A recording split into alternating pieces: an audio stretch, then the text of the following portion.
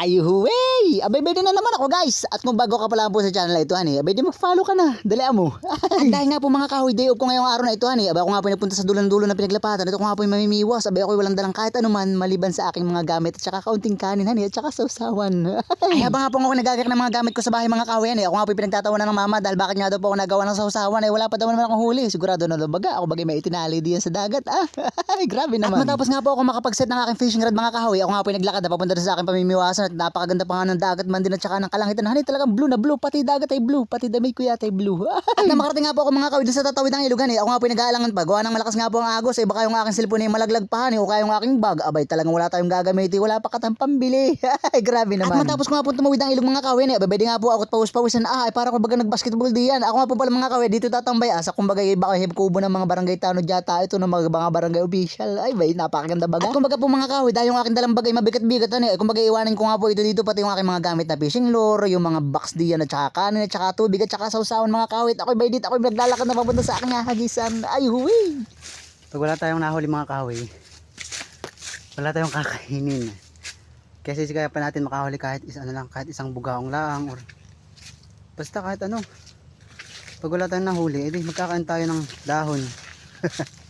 At na makalabas nga po ako ng gubat mga kawin, abay nga po ang aking natanawan, abay talagang napakagandang tanawin ng kabundukan, may mga ulap diyan, tapos napakalawak na karagatan at ilog. Ay talaga namang ay unang hagis. Ang plano ko po sana talaga dito mga kahoy, dahil nga po hapon na, mainit na po talaga, abay magdadala po sana ako ng pamain para po makahuli ako para sigurado po baga. At pagluro mga kahoy, abay hindi sisibad ang isda kapag mainit ang panahon, dahil nga po nakatago na sila. Kaya nga po ako dahan-dahan retriblante mga kahoy, sabay bigwas. Ay bay din ang aking unang huli mga kahoy, talagang quality ang pagkakasibad niya, napakalakas, mas malakas pa sa pagtingin ko sa iyo. Ay habang nga pong binabantun kayo mga kahoy, ako nga po pinanghinapan ng loob ko nga pong sinagaan, baka siguro nakalpas na iyan o kaya guni-guni ko lang pala yung aking pagsibad, ay pero nung malapit na siya mga kahoy, abay nalaban na nga po siya, abay ditong inangat ko, abay talagang kauna-unahan talakitok sa araw na ito.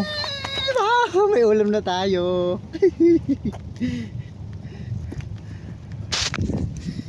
Oh mga kahoy. Ay, may ulam na tayo sa wakas. Nice one, thank you Lord.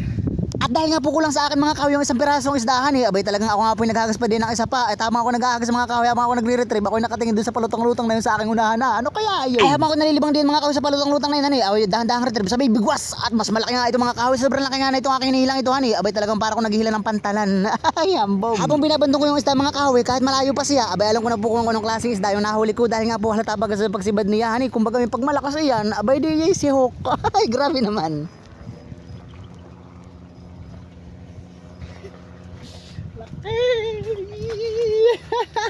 Thank you Lord. Laki. Wow. Thank you po.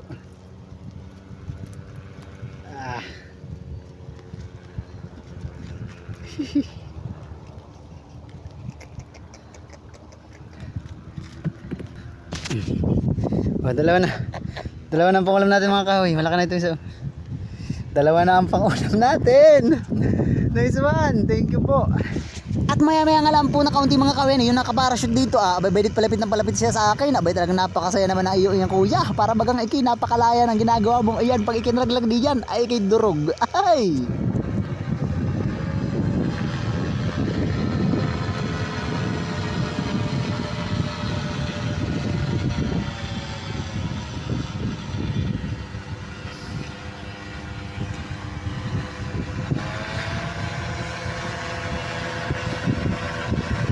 Saya naman na yan kuya, pasakay. Saya naman na iyong iyan.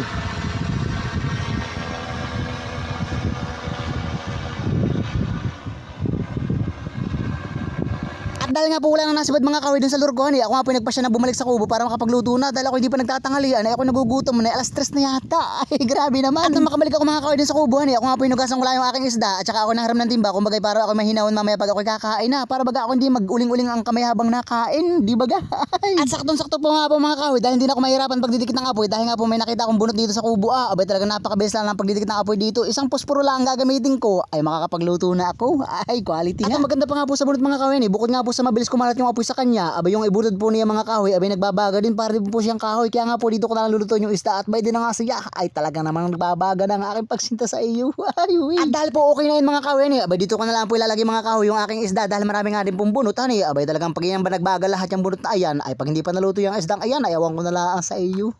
At dahil nga po makapalang balatan talakitong mga kahoy, abay napagpasyahan ko nga pong isalab na yan diyan dahil nga po hindi masusunog ang laman ay yung labas lang pero yung laman abay hindi naman masusunog. At maya nga lang po ng kaunti mga kahoy, abay din na nga po siya, abay talagang kung titignan mo bagay parang napakasarap mag-iho sa mga ganitong lugar, napakaganda ng tanawin at talaga namang pag hindi ka nag-enjoy dito ay wag muna tayong umuwi. At na makalipas nga po ang nakay 15 minutos mga kahoy, abay dito oras na para ahonin ito. Abat kung makikita mo naman mga kahoy talaga namang pag hindi pa naluto diyang sunog na sunog ang balat na yan ay talaga namang lutong-luto na ang aking pagtingin sa iyo. Ay habang inaahan ko ngayon isda ng mga kahoy, ako nga po excited na kumain. Gawa nga pong ang lasa ng isda kapag sariwa, abay talagang napakasarap mga kahoy, manamis yan na talagang napakamalinamnam. Ay talagang totoo naman. At bay din na nga ang aking pagkain mga kahoy, may sawsawang napakamahalang, may dalawang isda diyan at saka yung aking kanin mga kahoy diyan, kakaunti lang siya pero sapat na sa akin para makita nga natin kung luto-luto bagay mga kahoy. Bay din at binuklat ko na diyan at kung makikita ninyo walang dugo, ibig sabihin ay tayo kumain na. Ay. At syempre para maipakita ko sa inyo mga kahoy ang kauna-unahan kong fresh bait abay ako nagsantok na diyan talaga namang isang bag ako kaagad na ulam at saka ako sinawsaw din sa aking suka na may tuyo na may sili na may asukal at saka ako nagkuha ng kanin at saka bay din aking kauna-unahan subo. Talaga namang sobrang sarap.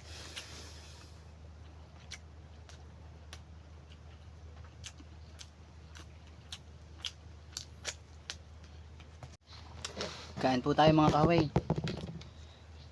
Sarap.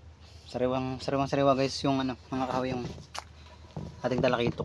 Sobrang tamis ng laman manamis-namis na kasi malasa. Malasa talaga. Sulit ang pagpapainit.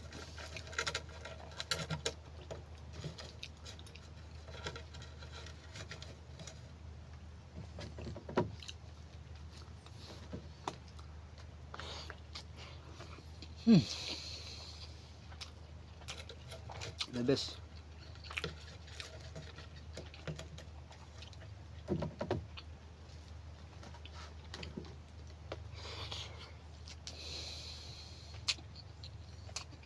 Abay ano pa, abay katay kakain ng mga kahoy at kung kinapapakain na dito may pagkain ka naman, abay di magkain ka na at sumabay ka na sa akin, ang katay sabay-sabay na dito, abay dali mo, ay talaga naman. At para makompleto mga kahoy yung aking pagkakabusugan abay naginom na nga po ako ng isang bag akong tubig diyan para baga naman yung aking pagkain, abay talagang walang labis, walang kulang, kundi sobra. Abay din na naman mga kahoy yung aking kinainan, abay talagang aso na lang makikinabang diyan, kung ngayon nga hindi mauling mga kahoy, ay talagang pati aso hindi papakinabangan yan, gawa ng sisip-sipin ko lahat yan diyan. At maraming salamat muli mga kahoy sa inyong walang sawang support at panonood abay hanggang dito na lang, ayuhuwi!